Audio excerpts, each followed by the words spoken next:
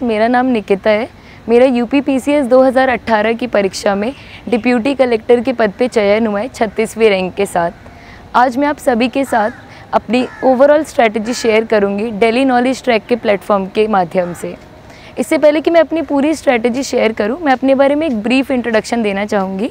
जैसे कि आप अभी तक जान गए, मेरा नाम निकिता है। मैं दिल्ली में पली बढ़ी हूँ, पर मैं मूलतः रूप से मेरठ की निवासी हूँ। तो मैंने अपनी ग्रेजुएशन करी है बीएससी फिज़िक्स ऑनर्स, उसके बाद मैंने बीएड किया है, दोनों मैंने जामिया से किया है। तो ये जो तैयारी करने का निर्णय था, ये मैंने अपनी ग्रेजुएशन के 3rd ईयर में लिया था, जो कि 2016 था। 2016 से मैं निरंतर प्रयास कर रही हूँ यूपीएससी, यूपी पीसीएस, इन दोनों की ही परीक्षाओं के लिए। तो यूपी पीसीएस की परीक्षा में ये मेरा दूसरा प्रयास था। तो आज मैं आप सभी के साथ अपनी स्ट्रैटेजी शेयर करना चाहूँगी। तो जैसा कि आप सभी जानते हैं, ये परीक्षा 3 भागों में बटी होती है। पहले प्रीलिम्स होता है, फिर मेंस होता है और फिर इंटरव्यू होता है। तो प्रीलिम्स का जो पैटर्न होता है, उसमें 2 पेपर होते हैं, एक जनरल स्टडीज़ 1 और एक सीसेट का। तो सीसेट का जो पेपर होता है वो, उसमें थोड़ा मैथ्स और उसका एक सिलेबस होता है जिसमें मैथ्स, कम्युनिकेशन स्किल अगर हम यूपी पीसीएस देखें, और हिंदी, ये चीज़ें आती हैं। पर उसमें एक बात विशेषकर आपको ध्यान रखनी होती है कि वो खाली क्वालिफाइंग होता है, उसमें आपको सर्टेन परसेंटेज नंबर लाना होता है, और अगर आप उस क्वालिफाइंग क्राइटेरिया को पास कर रहे हैं तो बस वही काउंट, वो मेरिट में काउंट नहीं होता है। तो उसकी स्ट्रैटेजी मैं आपको बाद में बताऊंगी। पहले हम जीएस 1 पे आते हैं, जिसका एक वेटेज होता है जो कट ऑफ निर्धारित करने में एक काफ़ी ज़्यादा रोल प्ले करता है। तो जीएस 1 में हम बेसिकली उसको 7 सब्जेक्ट्स में रफली डिवाइड करेंगे। लेकिन उससे पहले मैं ये बताना चाहूँगी कि जो भी प्रीलिम्स, मेंस और इंटरव्यू होता है, इनकी जो तैयारी होती है ये अलग अलग नहीं होती है। जब आप एक बार पढ़ना शुरू करेंगे उन 7 सब्जेक्ट्स को, तो आप उन्हें ऐसे पढ़ेंगे जैसे आप प्रीलिम्स, मेंस और इंटरव्यू तीनों के लिए पढ़ रहे हैं। इंटरव्यू का भी उतना आपको अंदाज़ा नहीं लग पाएगा, इसीलिए प्रीलिम्स और मेंस के लिए मैंने जो किया था, जब मैंने पढ़ना शुरू किया था तो मैंने एक तरह से सब्जेक्ट्स को ख़त्म करना शुरू करा था, जिससे कि वो प्रीलिम्स में भी काम आए और मेंस में भी काम आए। अब सब्जेक्ट पे मैं आती हूँ। जैसे एक बहुत इंपॉर्टेंट सब्जेक्ट जिसको मैं पहले डिस्कस करना चाहूँगी, पॉलिटी। तो मेरी शुरू से स्ट्रेटेजी रही है कि नंबर ऑफ़ बुक्स जो है वो एकदम कम रखना है और चीज़ों को रिवाइज़ ज़्यादा बार करना है। आप एक बुक को 10 बार पढ़ें, 10 बुक को एक बार पढ़ने की बजाय। जैसा हम आमतौर पे सुनते हैं कि काफ़ी पढ़ाई करनी होती है पीसीएस के लिए, काफ़ी किताबें पढ़नी होती हैं। मेरी स्ट्रेटेजी ऐसी नहीं रही है। सबकी स्ट्रेटेजी अलग होती है, सबके लिए अलग चीज़ें काम करती हैं, पर जो मेरे लिए काम किया है मैं आज वो शेयर करूँगी। तो मैं पॉलिटी से स्टार्ट करती हूँ। मेरे हिसाब से पॉलिटी के लिए एक लक्ष्मीकांत की किताब है जो कि बहुत ही ज़रूरी है। मैंने अपनी पढ़ाई के दौरान लक्ष्मीकांत के 3-4 रिविजन्स आराम से करे थे, और हर प्रीलिम्स से पहले एक रिवीजन। तो इसीलिए उस बुक को आप बार बार पढ़ें। जब आप उसको पढ़ें तो आप एक सिरे से ऐसे पढ़ें कि बस आप ये ना सोचें कि ये प्री में आएगा, ये मेन में आएगा। जब आप पहली बार पढ़ रहे हैं तो सारा कुछ पढ़ें, उसके पीछे के चैप्टर्स भी आपको पढ़ने हैं। तो उसके बाद पॉलिटी में मेरे पास एक ही सोर्स था, लक्ष्मीकांत। और एक इम्पॉर्टेंट सब्जेक्ट आता है फिर हिस्ट्री, जो कि यूपी पीसीएस और यूपीएससी दोनों में ही काफ़ी जिसका महत्वपूर्ण योगदान है। तो इसमें 3 भाग होते हैं, एक एंशिएंट, मिडाइवल, मॉडर्न। तो एंशिएंट हिस्ट्री के लिए फिर से मैं बोलूँगी, मैंने किताबें काफ़ी कम रखी थी, एक सोर्स फॉलो किया था। एंशिएंट के लिए आर.एस. शर्मा जो ओल्ड एनसीईआरटी होती है, फिर सतीश चंद्र पढ़ी थी मिडाइवल इंडिया के लिए, और मॉडर्न इंडिया के लिए मैंने स्पेक्ट्रम की किताब अच्छे से पढ़ी थी। तो मुझे ऐसा लगता है पर्सनल एक्सपीरियंस से कि जो हमारा ये फ्रीडम स्ट्रगल वाला पार्ट होता है, ये काफ़ी इंपॉर्टेंट होता है यूपीएससी में भी और यूपी पीसीएस में भी। तो स्पेक्ट्रम की किताब को काफ़ी बार आप अच्छे से 3-4 बार उसकी रीडिंग लगाएं, जो कि बहुत ही ज़रूरी है, क्योंकि वहाँ से क्वेश्चंस आते हैं। आपको थोड़ा सा ये देखना होता है कि क्वेश्चंस ज़्यादा कहाँ से आ रहे हैं।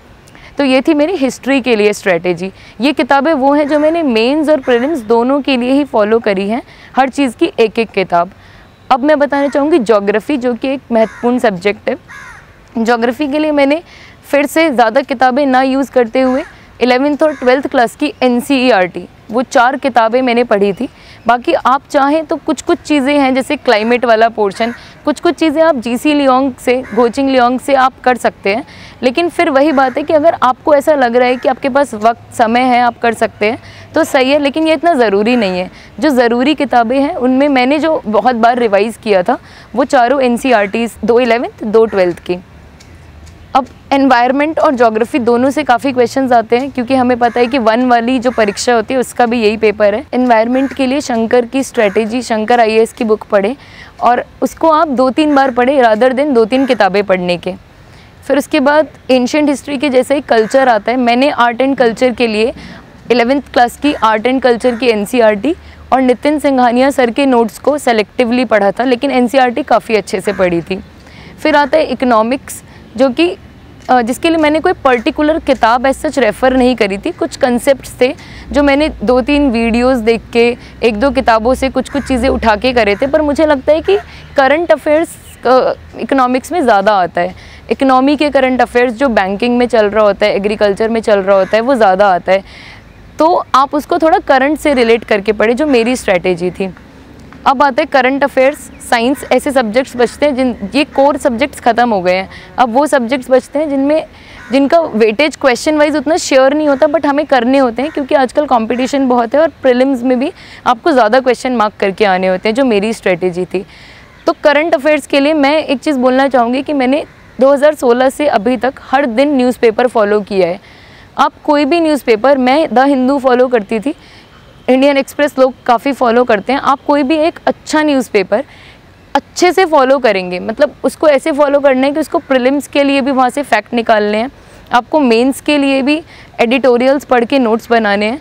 तो आप एक अगर अच्छा न्यूज़पेपर काफ़ी अच्छी तरह से फॉलो कर रहे हैं, तो मुझे लगता है उसके बाद आपको बहुत ज़्यादा करंट अफेयर्स की इधर उधर से चीज़ें देखने की ज़रूरत नहीं होती है।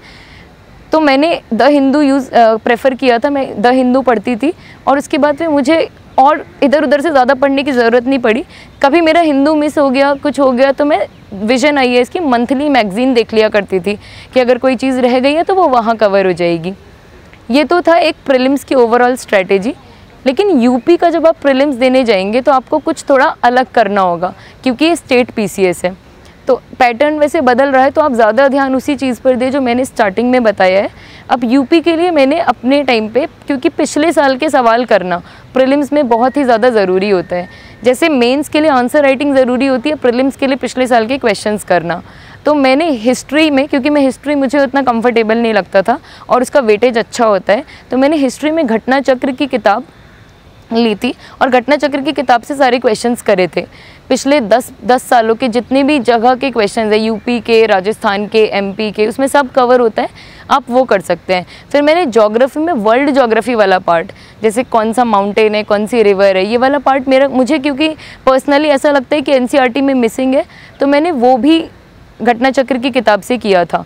तो 2 मैंने घटना चक्र पढ़ी थी। अब जब पेपर आने वाला होता है तो एक घटना चक्र की समसामयिकी करके दृष्टि वो निकालता है बुक, तो आप उसे पढ़ेंगे जिससे कि आपका जो करंट अफेयर्स है यूपी वाले वो अच्छे से कवर हो जाएं। एक यूपी का बेसिक आपको ज्ञान होना चाहिए। उसके लिए आप कुछ, जैसे मैंने एक ऑनलाइन चैनल था उसको पढ़ा था, ऑनलाइन यूट्यूब वीडियोज़ की हेल्प लिया था, घटना चक्र की दृष्टि मैगज़ीन का हेल्प लिया था।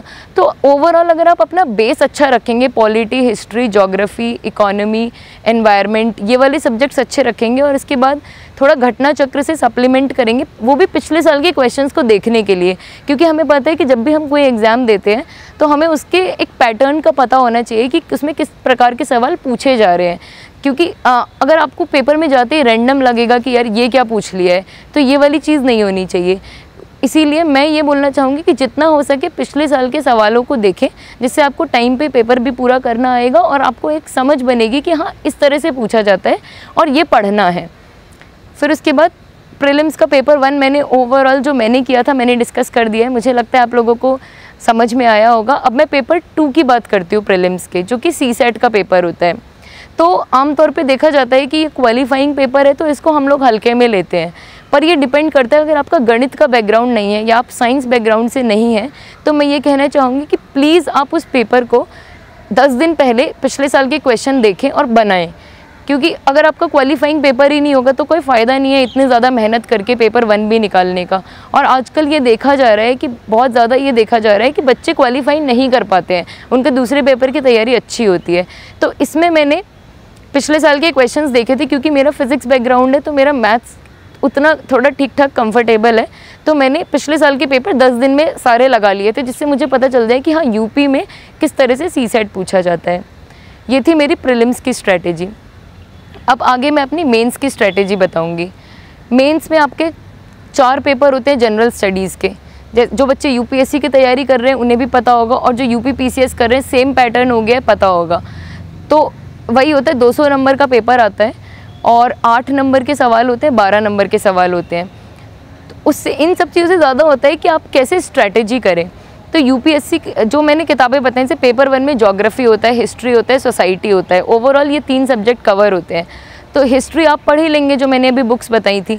बस पिछले साल के पेपर देखें और देखें कि सवाल किस तरह से आ रहे हैं, तो उससे आपको पता चलेगा कि प्रीलिम्स के लिए क्या पढ़ना है और मेंस के लिए क्या पढ़ना है। सोर्सेज मेरे बिल्कुल सेम थे। ज्योग्राफी में मैंने वहाँ पे भी एनसीईआरटी यूज़ करी थी 11-12 की, और मैंने यहाँ पे भी एनसीईआरटी ही यूज़ करी थी। सोसाइटी क्योंकि ऐसा सब्जेक्ट है जो कि अभी तक हमने प्री में अलग से नहीं पढ़ा, तो अगेन ये पूरा करंट अफेयर्स बेस्ड होता है। तो मैंने अखबार से, जो न्यूज़पेपर से नोट्स बनाए थे, उनकी मदद से मैंने सोसाइटी को कवर किया। अब जैसे पेपर 1 को अगर हम ओवरऑल देखेंगे तो कुछ चीज़ें हैं, जैसे ग्लोबलाइजेशन मुझे लगता है, वेमेन इश्यूज़ हैं जो कि पेपर 1 को काफ़ी डोमिनेट करते हैं। अगर आपको वेमेन अच्छे से आप वेमेन इश्यूज़ पढ़ेंगे तो पेपर आपका अच्छा जाएगा। फिर आप थोड़ा गांधीयन थॉट्स को अच्छे से पढ़ेंगे, वो पेपर में डोमिनेट करता है। आपको पेपर देख के ना पेपर को पहचानना होता है कि सवाल कहाँ से पूछे जा रहे हैं। ऐसा नहीं है कि आप सब पढ़ लोगे और फिर उसके बाद आप पेपर देखना शुरू करोगे। आप जब तैयारी करने जा रहे हो उससे पहले आप एक बार पेपर खोल के देखो और देखो कि अच्छा इस जगह से ज़्यादा सवाल आ रहे हैं। तो जैसा मैंने भी पेपर में महसूस किया था, सब कुछ कवर हुआ था, आर्ट एंड कल्चर से बुद्धिज़्म का क्वेश्चन से लेकर 1857 का रिवोल्ट, तो वो सब कुछ वही है जो हम प्री में पढ़ते हैं। जस्ट दैट आपको पेपर देखना है। बहुत ही ज़्यादा इम्पॉर्टेंट एक मेंस के लिए बात है, हर रोज़ आपको आंसर राइटिंग ज़रूर करनी है। आप चाहे कितना भी उससे भाग रहे हैं, पर बिना मेंस को निकालने के लिए पढ़ने से ज़्यादा ज़रूरी आंसर लिखना होता है। अगर आप आंसर यहाँ नहीं लिखेंगे तो वहाँ टाइम कम होता है, सवाल ज़्यादा होते हैं, आप वहाँ पे आंसर्स नहीं लिख पाएंगे।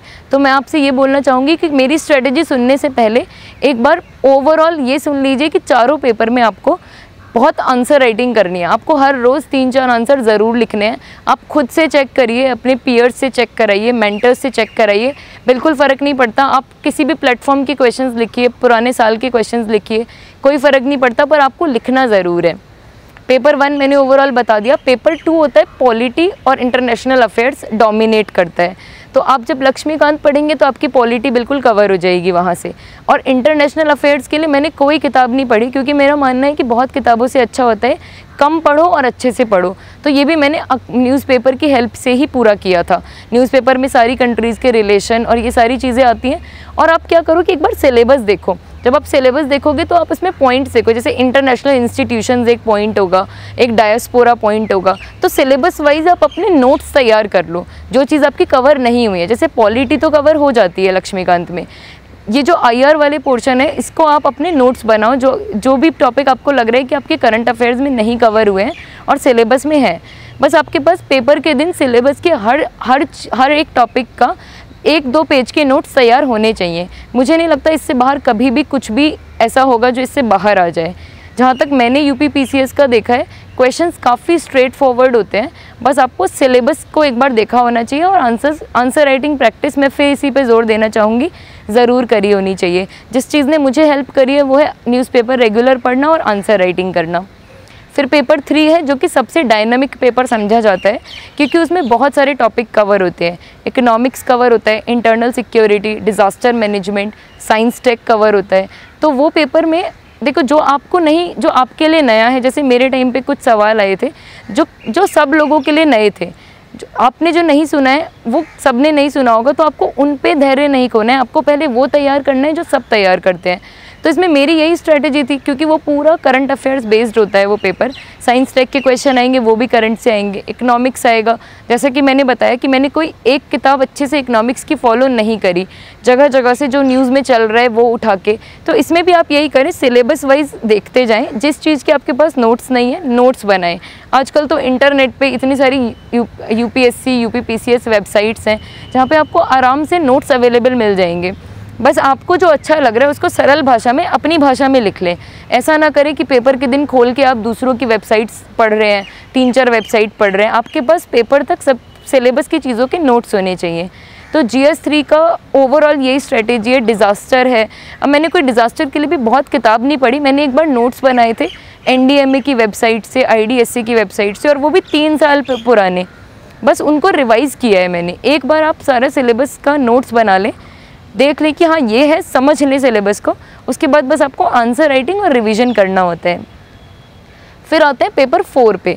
पेपर 4 होता है एथिक्स, जिसमें आप, जो कि इन तीनों पेपर से अलग होता है और अभी तक जो हमने प्रीलिम्स की स्ट्रैटेजी के साथ मेंस की स्ट्रैटेजी शेयर करी है, इससे अलग होता है, क्योंकि प्रीलिम्स में हमको एथिक्स नहीं पढ़ना होता है। तो इसके लिए मैंने क्या किया था, एक लेक्सिकन बुक आती है, उसको मैंने लिया और मैंने सिलेबस उठाया। सिलेबस का टॉपिक देख के लेक्सिकन बुक से मैंने लगातार, जैसे एटीट्यूड है तो एटीट्यूड के जितना भी लेक्सिकन बुक में था अच्छे से याद करके नोट्स बना लिए और उनको करा। फिर मैंने उनको सप्लीमेंट किया अपने रियल लाइफ एग्जाम्पल से। जैसे एम्पैथी का जो मेरी लाइफ का एग्जाम्पल था, मैंने वो डाला। आप किसी महान पुरुष की एग्जाम्पल्स डाल सकते हैं। आप कुछ कोट्स याद करें, जैसे यूपी का पेपर है तो यूपी हिंदी हार्टलैंड में जो लोग हैं, कबीर, तुलसीदास, इनके आप कोट्स याद लिख सकते हैं। या फिर आप कोई भी ऐसे प्रभावशाली से, गांधी जी के विचार हैं, तो आपके विचारों में इससे एक ऐसा लगता है काफ़ी अच्छे विचार हैं, जो कि आप महान पुरुषों को फॉलो करके लिख रहे हैं। तो सिलेबस के नोट्स तो बनाने ही हैं, साथ में थोड़ा सा एग्जाम्पल से इसको सप्लीमेंट करें, जिससे कि वो अच्छा, एक पढ़ने में अच्छा लगे। तो ये थी एथिक्स की स्ट्रैटेजी, जिसमें सिलेबस बहुत इंपॉर्टेंट था। तो ओवरऑल मैं ये बताना चाहूँगी कि प्रीलिम्स में क्वेश्चन, जो लास्ट ईयर के क्वेश्चंस है वो बहुत इंपॉर्टेंट होते हैं, और मेंस में जो आप आंसर राइटिंग करते हैं वो बहुत इंपॉर्टेंट होता है। आप कितना भी पढ़ लें, जब तक आप रोज़ डेली आंसर्स नहीं लिखेंगे, जो चीज़ मेरे लिए काम आई है वो डेली आंसर लिखना है। डेली मैंने आंसर्स लिखे तो धीरे धीरे मेरा खुद का इम्प्रूवमेंट हो गया। अब ये प्रीलिम्स और मेंस का हो गया, अब इंटरव्यू की बात करते हैं। देखिए, इंटरव्यू के लिए मुझे नहीं लगता कि मैंने कुछ स्पेशल फॉलो किया था। Just that interview is about, जैसे आप हैं आप वैसा दिखाएं। जो आपने आज तक किया है उसके बारे में आपको पता होना चाहिए। तो मैंने भी, जैसे मैंने फ़िज़िक्स किया था तो मैंने फ़िज़िक्स के बारे में जो भी रीसेंट डेवलपमेंट्स चल रहे हैं पढ़ा। उसके बाद मैंने हाल ही में बीएड किया था, तो बीएड की जितनी भी थ्योरी है और जितनी भी सरकारी स्कीम्स हैं, मैंने सारा बीएड को उसी तरह से प्रिपेयर किया।